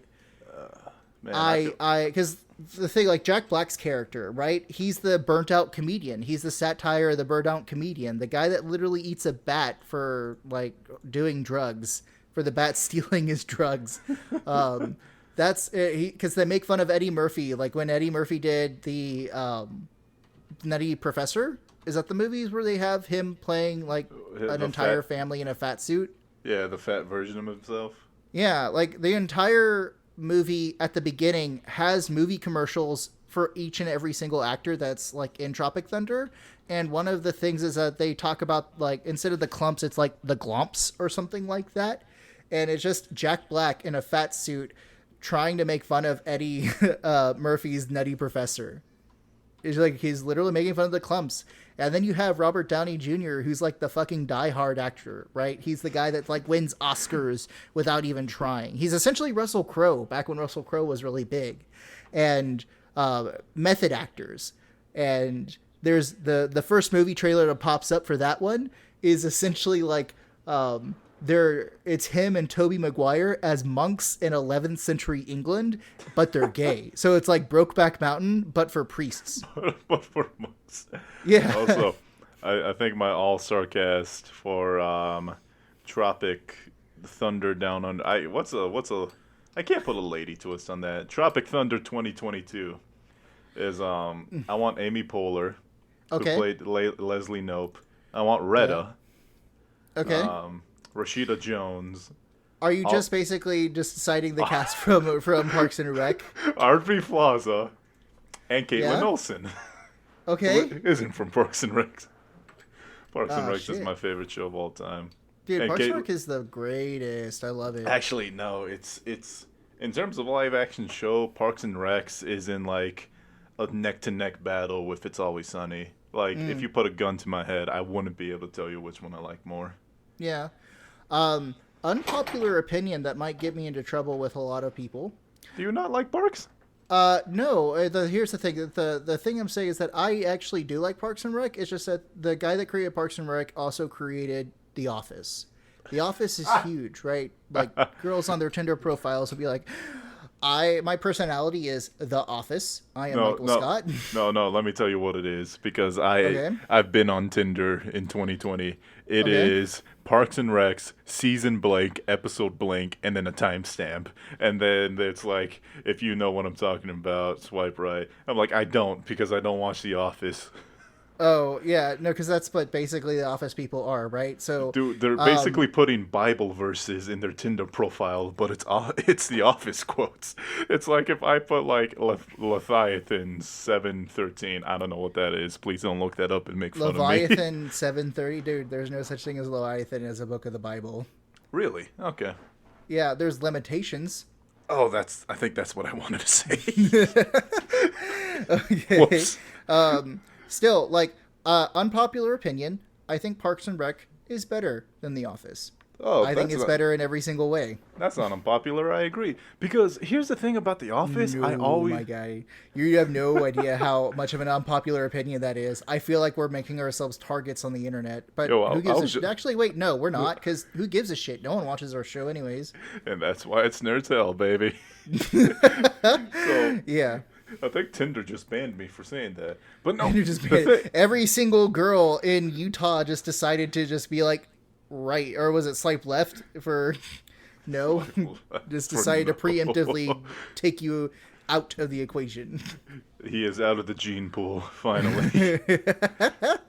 Dude, it's like the Hitman Absolution where they have a group of assassin nuns.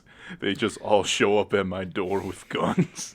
Oh my god. But what I wanted to say is that The Office is weird to me because I always see like clips of it online and I'm like, that's the funniest clip I've seen in my life. Like I saw this this is a clip that made me want to watch The Office. I think his name is Dwight. They were doing like CPR training at work. And Dwight's like super into it, and then he cuts the face off of the training dummy and puts it on his face, and everybody starts freaking out. Right, because he's trying to perform a tracheotomy, but he takes out this buck knife and just like stabs it through the throat and that kind of stuff. Yeah, I thought that was amazing. I haven't seen the episode. I just saw like the clip on Reddit or something. I'm like, I need to watch the show. I've seen the entire Office, right? And it's one of those things of like, there's a difference between cringe humor and like just like dumb, stupid humor, right? Because Parks and Rec is stupid humor. The Office is cringe humor. And I think a reason why a lot of people like The Office is that there's a lot of people in life that are cringy, right? They're cringe and you relate to that. And working in an office is kind of like one of the norms. Yeah. Mm-hmm. But, I'm more of like a politics junkie, right? I am a politics junkie because I'm a historian, and honestly, like, you have to pay attention to politics. And I honestly believe 100% that if we had the people in Parks and Rec actually running our government, we would actually be doing pretty well right now. Ron Swanson. I can quote like 90% of Ron Swanson's, but before I do that, I just wanted to say every time I watch The Office, I'll get like 5 episodes in, and I'm like, I've only laughed like twice. This isn't that great. Oh no, you Robinson. Because they have like one hilarious moment per season. And I'm like, I don't want to watch the entire show just to get to that. But the Ron Swanson quote is, I will always do nothing, but I will always do something to make sure that nothing gets done. I would stay up all night doing something if it meant that in the morning nothing got done. Yeah, dude. I fucking get I get that so much. My favorite, I think I have two favorite clips from The Office, right? So my favorite are, I think, obviously, like Kevin's chili, where the guy that plays Kevin does that. Yeah. Like, that's actually, like, that is probably like the perfect, it's one of the perfect comedy moments in TV history, because it's essentially this entire story, this entire episode, but within like a 60-second cold open. It is perfect. It is a Greek tragedy on par with like Oedipus, right? So, but without the sex stuff in Oedipus, right? So the other one. Do you spell Oedipus with an O at the beginning? Yeah. Oh, well. Thank God. It's Greek. They don't give a fuck. Thank God that my Greek final was written and not oral. Ooh, Robinson. I thought it was Oedipus. Dude, you're taking Greek? Why are you taking Greek? I thought you were in Utah. I took a mythology class because... Oh, you took a mythology? Okay. Yeah, it satisfied 2 of my general ed credits, and the less time I spend in college, the better. Which sucks because COVID happened, and now I'm estimated to take an extra year of college. So, thank you, COVID. Oh, sing the muses of the wrath of Achilles. Oh, sing the muses the wrath of Robinson on the University of Utah, or something like that. You think you would finish college in 4 years? But the hubris, Robinson. Right. You're gonna start seeing a bunch of fucking Achaeans and Mysidians just outside of like your town, just waiting to murder the fuck out of you. Bro, so real quick, just to bring up mythology. Yeah. Everything happened because Zeus was horny, and that's it. Dude, that's 100%. Like, that's the whole thing. It. Yeah. Zeus got a boner and decided to destroy something. Swan. He turned into a swan and raped someone. Like, there's an alarming amount of rape that happens in Greek mythology. Remember, I forgot what her name was. Maybe Philomena or Philia, something like that. Yeah. But like some god wanted to fuck her, but she's like, I don't want to fuck him. So her god turned her into a tree, and he's like, you think this is gonna stop me? And then he fucked the tree. Yeah, dude. Like, the story that kind of gets to me the most, right, is what was it? Medusa, right? Because Medusa was a priestess, and she worshipped like Athena, and she was really good at worshiping Athena, and Athena liked her. But then someone comes in and rapes her against her will, and then turns her into like the Medusa that we know.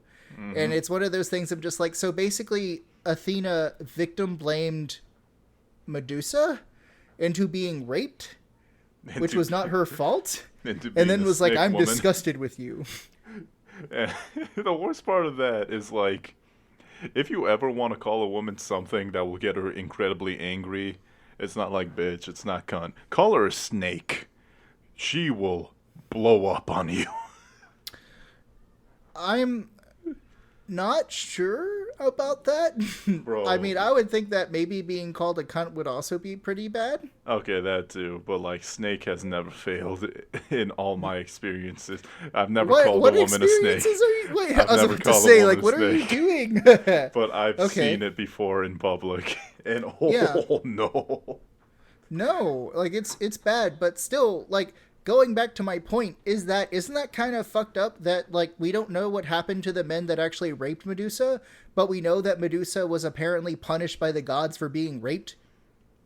I don't even How is wanna... any of that her fault? I usually try to make jokes, but I'm not going to make a joke about this. You're not gonna make a joke, yeah. I mean, no, but still, like, Robinson, how is that any of her fault, right? Like, the Greek gods are fucking dickheads. It like, wasn't. That's it. But we it gotta wasn't, yeah. we gotta remember, back in those days, women weren't allowed to write. Yeah. Well, because my take on this entire thing about the Greek tales is that each of the Greek gods are supposed to represent, like, the most extreme form of, like, the human psyche.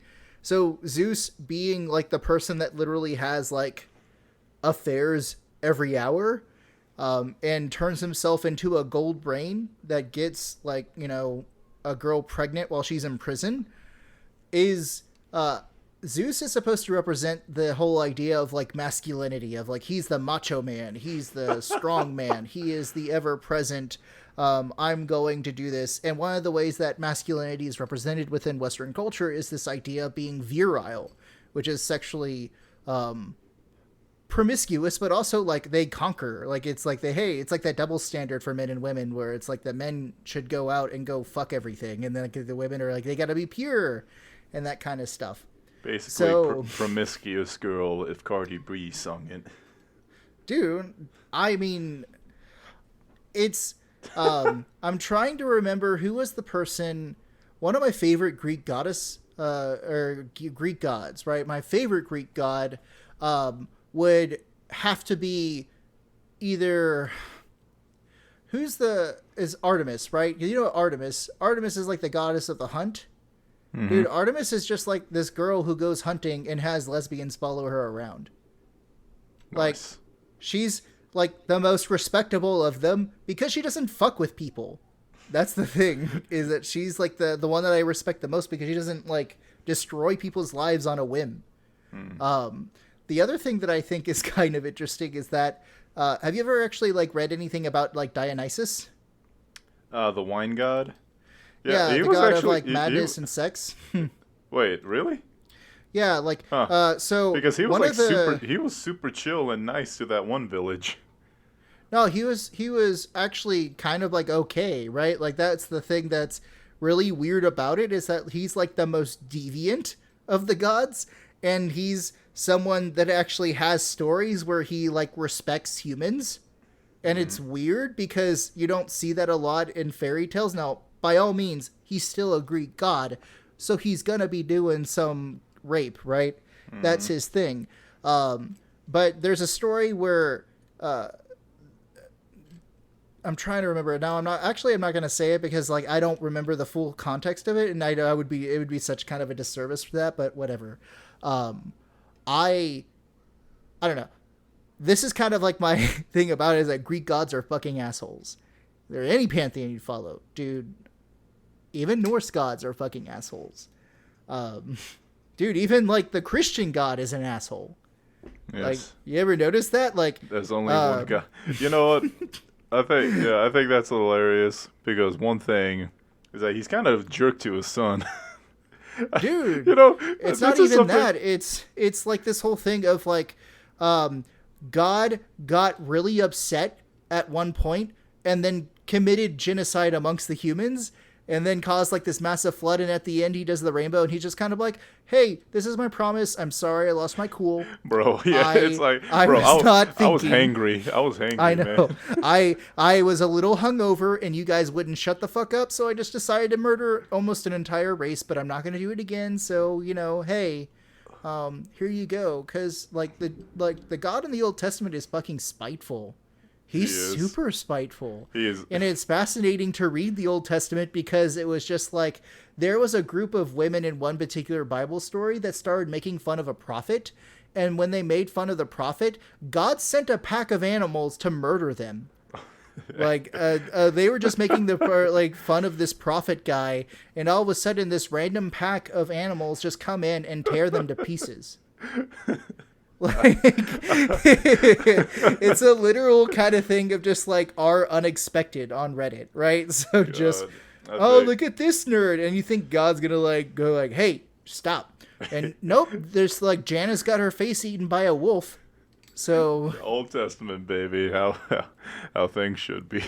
dude, the Old Testament is fucking like interesting and hilarious. Like that's the thing though, is that all these gods, they're dicks, but they're interesting, right? They're interesting things to look at because they're like, oh, wow, okay, why? And it's like, just one thing about Christianity that I've always thought was hilarious, and I brought this up when I was a kid, is that we love Jesus so much. Why do we have so many images of Jesus just suffering? Like, this is him on the cross with thorns in his head. That's kind of mean. Like, if I died, and if I died, and the only photos my family kept were photos of your me. autopsy? No, like photos of me getting kicked in the balls, right? Like me crying and like vomiting. That'd be pretty mean. Like, I like those photos of Jesus where he's just like standing there, hands out, like. He's not smiling. Jesus doesn't smile. He's too cool for that. But he's like relaxed. He's sitting down. He's washing feet. He's at the Last Supper. But then you get that photo of him screaming in agony. I've never understood that. Yeah, like Jesus in an abattoir, right? Just like screaming his bucking eyes out. I think the whole idea from it, from what I understand, right? Because we got to remember that he suffered for us. Yeah, but it's like it's like the Catholic Church has existed. It's like one of the original churches, right? So you have like the Catholic Church and like the Greek Orthodox, aka the Byzantine one. But the Greek Orthodox actually does not call for like images. It's actually a sin in the Greek Orthodox Church to have images. And so the way that they got around it was that they actually made like portraits, but instead of saying that you're drawing a portrait, it's that you're writing one. Right? So, like, fun little definition, fun fact there, but still. The Catholic Church was in a time when literacy was at an all-time low. Like, that's why they have, like, stained glass that represents stories. And that's why they have Jesus being nailed to a fucking cross, is they want you to remember that suffering because a lot of people couldn't read. And so they were like, I know what that means. Oh, that's actually really interesting. See, if only my church teacher told me that instead of saying that's a bad question, Robinson. They told you that was a bad question? That's what they told me. How is that a bad question? She was like, that's a bad question, Robinson. We'll move on. Like, she wasn't mean about it, but she was super dismissive. I'm like, because I was like thinking the same thing. If I died and my mom like hung up photos of me falling and crying, like falling off my bike, all that, I'd be mad. Well, not just that, but like you are bloodied and beaten and like shot up, right? Like at the moment, it's like taking a photo. And the only photo that they have of you is you being shot in the firing squad. Like the moment the bullet enters your body, that would be kind of essentially what this is. But yeah, exactly. Still, fuck that lady for telling you that's a bad question. That's a fine question. Because your thing is so much better. It's like, well, because back in the day, when people couldn't read, they had pictures. So because Jesus being crucified is such a big part, they had a lot of pictures of that, and it sort of stayed throughout the years as a reminder of that tradition. That's an interesting answer. Yeah. No wonder I'm so stupid. I got no good answers back in the day. Dude, you know what, in my opinion, is the most fucked up book of the Bible? What's Job. that? It's the fucking book of Job, right? Stanley, I believe it's pronounced Job. Yeah, right. So, Job, right, or aka Job, the actual correct name, Robinson, is that Job was like this good Christian man, and like the devil's just kind of looking for stuff to do, right? And it starts off with the devil just kind of being like, hey God, let me fuck with Job. I can be like, they make a bet literally that Job, who's like the most godly man, who's the person that doesn't like take God's name in vain and works really hard and is really moralistic and essentially does that, and God's just kind of like, yeah, sure, whatever. You just can't kill him, right? And so then the devil does heinous shit to Job, right? Makes him sick, takes his children away from him by having his literal house crash and kill all of them. He loses everything to like people burning his farm down, and people are like, why don't you curse God and get on with your life? And he's like, no, I'm just going to pray God to harder.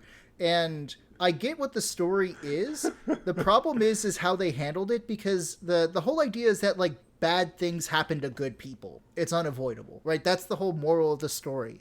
My thing that I don't like about it is that people don't understand is that narrative setup is a setup for a conversation, a dialogue between Job and God, where apparently Job talked to God and was like, hey man, that's kind of fucked up.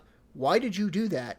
And you know what God's answer is? And I'm going to obviously overgeneralize this to like the most minor point, so you can't get mad at me because I'm giving myself an asterisk here. To make you stronger.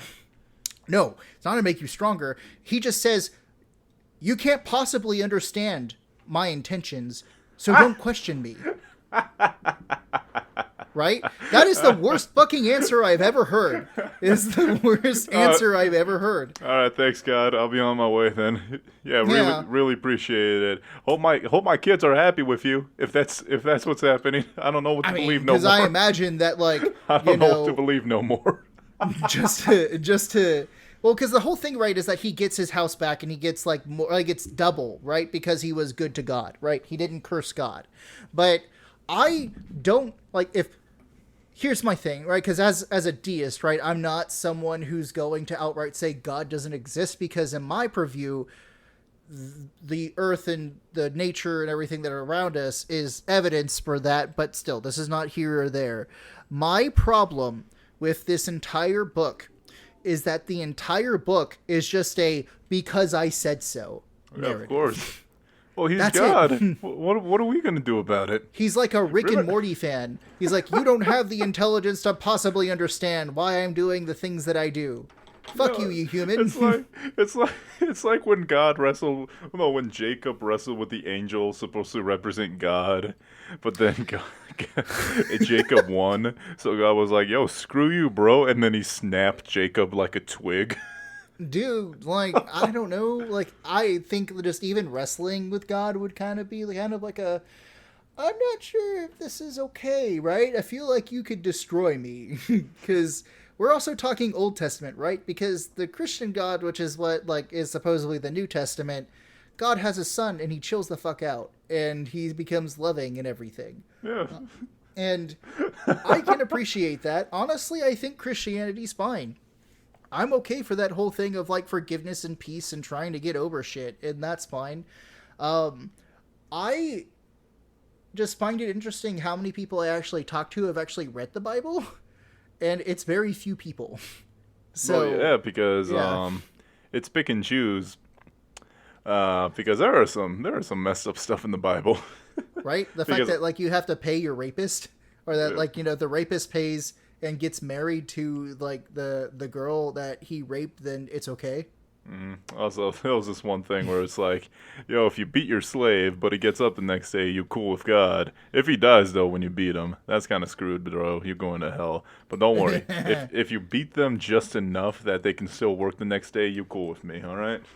I know. It's like those old laws like beating women in domestic violence, where it's like, you can beat her with a stick, but it can't be bigger than your wrist. Exactly. Like, oh, great. So I can't use a baseball bat, but I can use a ruler? Is that what you're saying? Remember when Jesus walked into a temple and there were a bunch of vendors there, and Jesus was like, yo, this is my dad's house. Get the fuck out. And he starts whipping tables. Yeah, you know why? It's because Jesus was kind of making a criticism about how people, and especially like money changers, which is like old-timey terms for merchants, right? Yeah. So how capitalism is kind of like money corrupts religious services. Yeah, no, which is an amazing. It's a good lesson, but it's still that shit still goes on today. Like, yeah, well, it's because honestly, money does corrupt services, right? Yeah, I honestly like. We respect all religions here. I personally lean Christian, but I can't stand these these TV Christians is what I call them. Well, they get up, they do their sermon, and then they hop into their private jet. Like, bro, you should not have that money. You are a man of God. Like Kenneth Copeland, the televangelist. Yeah, exactly. Like Kenneth Copeland. Dude, the COVID-19 song back when it started in 2020, like when COVID first started going around, and Kenneth Copeland was like, I'm going to pray COVID away, and did his little rant. And he did Someone made that remix to it, right? Where it's like COVID-19, and then you see his like weak hype man behind him, or like COVID-19.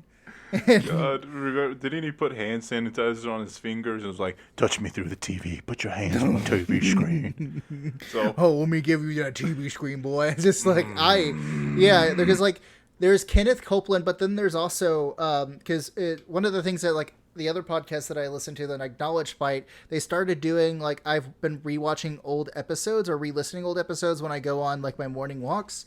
And they started doing Jim Baker. And if you don't know who Jim Baker is essentially a con man, allegedly con man, right? He made Jim Baker's buckets. Yeah, Jim Baker, like he does the buckets of where you can buy survival food. You can get a bucket of survival spaghetti, 50 pounds of survival spaghetti for like $200. Yeah, but he would also sell like these straws that like you could apparently drink polluted water because they would like anodized or something like that the water and like disinfect it as you're sipping it. Like which life there's straws? no, because like there's actual technology that does that, but he would sell these straws that allegedly did that, right? But they didn't. No. Well, here's the thing: is that Jim Baker actually went to prison for fraud. Yeah. So Jim Baker was selling all these products, and Jim Baker went to prison for fraud because he's a fucking scumbag, allegedly in game, and he went to prison, and then he came back out, and then people who still like Jim Baker for some fucking reason, you know, he would be the money changer that Jesus Christ would whip out of the church. Absolutely. So, 1000%. Like, so would Kenneth Copeland, right? The guy that's like, I don't want to sit on an airplane because there might be demons on the tube. That's why I need this $4 million plane. From Tyler Perry, right? You don't understand. Go to my sermon, then you'll understand. Yeah, like, I don't get, and I think this is kind of like a failing of a lot of people. I think that people should read more. If you're going to profess that you are a Christian, you need to read the text that is holy to you. You need to read the fucking Bible. If you are... Bro, why would I do that when I can just follow Christian quotes on Facebook and Twitter? Come on. Right? Why would I do that? And like, why not just watch this like QAnon priest? Right? He can tell me everything. But there is this kind of weird mentality of people just kind of taking pastors for their word. And I'm not sure that we should be doing that. I feel like there should be more actual study into like these holy texts. If I was deciding that I was going to become, I don't know, a fucking Buddhist, right? If I was going to be a Buddhist, I would have to know what the path is, right? Because there's the eightfold path, and there's the four great truths of life, and this whole idea of meditation and rebirth. But I would still have to read like the sutras, and I would still have to read these things to really understand what that religion is all about. I just don't feel like there are a lot of people who call themselves or actually take their religion seriously. They say that they do, but then when I bring up stories from like these parts of the Bible, they don't have any takes on them because it's bad, right? They just don't read it. Yeah. I would, if someone said to me that I'm going to hell because I have tattoos, right? Which is legitimately something that could get you in trouble back in the Old Testament, right? Mm-hmm. If I said that and I said, okay, well, what about your clothes? Well, your clothes are multi-fabric strands, so therefore you're going to hell too because you broke the law according to the Old Testament. If you this... Yeah, remember when, was it Jonah? Remember when Jonah got like a fancy shirt for his birthday and his brothers sold him into fucking slavery? Oh, you mean like the Technicolor rainbow, like the Technicolor coat or something like that? No, it was in the Bible because like Jonah had like he had a ton of brothers, and like he was his dad's favorite, so his dad got him a super nice shirt for his birthday, so his brothers sold him into slavery. Yeah, don't you mean Joseph? Joseph, that's it. Yeah, because Jonah's the guy that got swallowed by the whale. God damn it. Yeah, no, Joseph, right? That's a wild story too. Yeah. Still, I want people to be knowledgeable about their stuff. I want to have an open discussion. I want to have like questions about this shit, right? Like, what is it? My brother-in-law, he's actually a pastor, right? But he went to divinity school and knows his shit, and so I can actually have conversations with him about like his section, his denomination of Christianity, because he's knowledgeable about that stuff. People who go to non-denominational churches or just don't put any work into what they actually believe in, I can't have conversations with them because they just go, we just need to have faith. Okay? That doesn't work with me. You need to tell me more. Why? Why should we have faith in about this? Christ. So real quick, I went on a rabbit hole. I'm sorry. that's fine. That's what I get for going on my rabbit hole for food. But no, it is interesting because me growing up like super Christian, and now I'm more of a relaxed fit Christian. You know what I mean? Relaxed fit Christian, yeah. Because well, I mean that's fine, right? And yeah. that's the thing is that a lot of people think that as a deist, I'm not a Christian. I'm like, but I do believe in God. What the fuck are you talking about? I just believe that like the Earth is there. Still, that's why I like talking to people about this because, like I said, because that's always been a question my entire life. Why we keep photos of suffering Jesus? Now I know, which is why I like to talk to people about this sort of stuff. And also, that Sunday school teacher who just said like ignored it and just said you need to take it on faith as a fucking chud. So also, shout out to Dink Christian Memes, one of the best Christians communities out there. Dude, I only subscribe to Geschichte Meimais, which is the German subreddit about history. So, Jesus. or is it anime history memes on Reddit is fucking hilarious. Jesus. Jesus said, "Love everybody." Some guy said, "Even people with tattoos." Jesus says, "Yes, even people who ask stupid questions." Stupid questions. Yeah. And just like Aphrodite rising from the severed ball sack of Uranus, so too shall I rise out of my chair. Because we've been going for almost 2 hours, which is impressive. You know, man, I'm sorry. It's just that, like, when I get on a rant, I get too lazy to stop. So, like, it takes more energy to stop this train than to let it go down the hill. Well, because, I mean, this is the whole point of the podcast, right? Is that we're airing opinions that no one gives a shit about. I don't feel like anyone really, like, other than, like, my close friends and family, no one really gives a fucking shit about what I have to say. So which is fine. That's the whole point. So that's the strategy. We gotta offend so many people that it goes in reverse. And it's like, wait, no. What I mean is like offend people with this, right? Because we just gave our opinion that we believe in and we believe should not be offensive. People are going to find it offensive. They're going to be like, these people are offensive. And then they're going to be like... I think they're going to find it offensive that I said just believing something on faith alone is fucking childish and stupid. All right, big guy. I bet you don't believe in Santa either. No. So I don't. That's the thing. I love Santa. I know he's not real, but I love him as a mascot. You know what I mean? Like the mascot of Christmas. I love Santa. Dude, do you know about like the original Santa? Like the guy that he's based on, Saint Nicholas? He's from the Greek Orthodox Church, and he on a feast day, on a specific feast day, the winter solstice feast day, he would free prostitutes from sex slavery. Dude, that's even better than real Santa. I know, right? Like that's the guy that like tantric sex Barney would follow. That's his Santa. That's the episode name, Tantric Sex Barney. No, the Tantric Sex Barney, great.